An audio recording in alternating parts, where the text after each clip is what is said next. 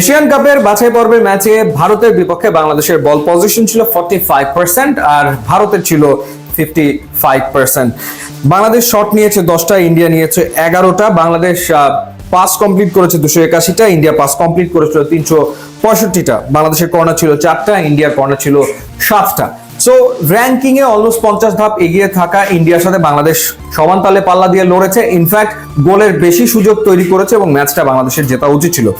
এখন হামজা চৌধুরীর পাশে যখন সামিত সোম যোগ দেবেন তখন নিশ্চিতভাবে মাঝ মাঠে বাংলাদেশ আধিপত্য বিস্তার করবে, কোনো সন্দেহ এ ব্যাপারে নাই। এবং যেই ঘটনাটা ঘটবে যে হামজা চৌধুরী ডিফেন্সিভ মিডফিল্ডার, এখন সামিত সোম তো অ্যাটাকিং মিডফিল্ডার হিসেবে খেলে থাকেন, বাংলাদেশ আরো বেশি সুযোগ হয়তো বা তৈরি করবে।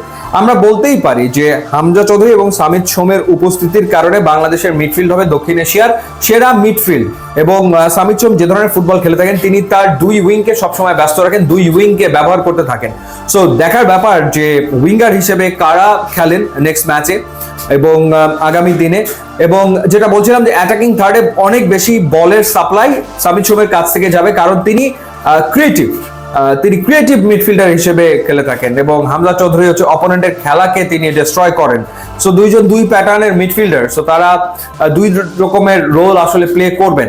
এখন সবার মনে যে প্রশ্নটা, সেই প্রশ্নটা হচ্ছে যে সুযোগ তো তৈরি না হয় বাংলাদেশ করলো, ভারতের বিপক্ষেও করেছিল, গোটা 6 গোলের সুযোগ তৈরি করেছিল, গোল তো করতে পারেনি।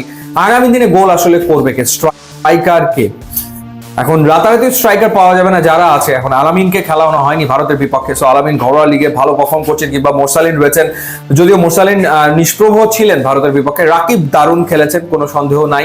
সো আবার ইমন খুব একটা ভালো খেলতে পারেননি, বা জনি পারফরমেন্স খুব একটা ভালো আসলে ছিল না।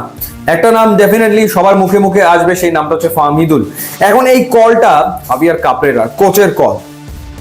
দেখার ব্যাপার যে জুনের 1 তারিখ থেকে যখন ক্যাম্প শুরু হবে, সেই ক্যাম্পে আসলে ফাহমিদুলকে কাপরেরা বিবেচনায় রাখছেন কিনা, ন্যাশনাল টিমের বিবেচনায় রাখছেন কিনা। বিএফএফ প্রেসিডেন্ট তাবিদ আওয়াল বলেছিলেন যে এক এক ম্যাচে এক এক ট্যাকটিক্সে বাংলাদেশ খেলবে এবং সেই ক্ষেত্রে ডেফিনেটলি প্লেয়ার্সের ক্ষেত্রেও পরিবর্তন আসতেই পারে। সেই ক্ষেত্রে ফাহমিদুলকে ডেফিনেটলি বিবেচনা করা হতেই পারে সিঙ্গাপুরের বিপক্ষে নেক্সট ম্যাচে ঘরের মাটিতে। যদি ফাহমিদুলকে কাবরেরা বিবেচনা করে, কারণ দিন শেষে ফুটবলে কোচ 100% অথরিটি আসলে রাখে, তার সিদ্ধান্তই চূড়ান্ত সিদ্ধান্ত আসলে হয়।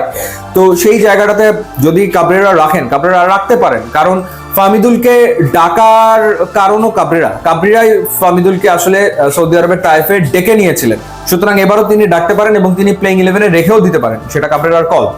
আর না হলে মোরসালিন, রাকিব, এরপর আলামিন, এরপর ইমন কিংবা জনি, তারাই আসলে খেলবেন ডেফিনেটলি। সো এখন দেখার ব্যাপার হচ্ছে যে কিভাবে করে অ্যাটাকিং থার্ডটা কাবরেরা আসলে সাজান। মিডফিল্ডে বাংলাদেশ আধিপত্য বিস্তার করবে, সেটা বোঝা যাচ্ছে, সেটা আমরা বুঝতে পারছি, কিন্তু গোল তো করতে হবে এবং সেই গোল করার দায়িত্বে কাকে দেখা যাবে বা গোল আসলে করবেটাকে, সেই প্রশ্নের উত্তর আমাদেরকে খুঁজতে হবে। ইউটিউব ইনস্টাগ্রাম লিঙ্ক আছে, আপনারা যোগ দিলে খুবই খুশি হবো। And thanks for watching.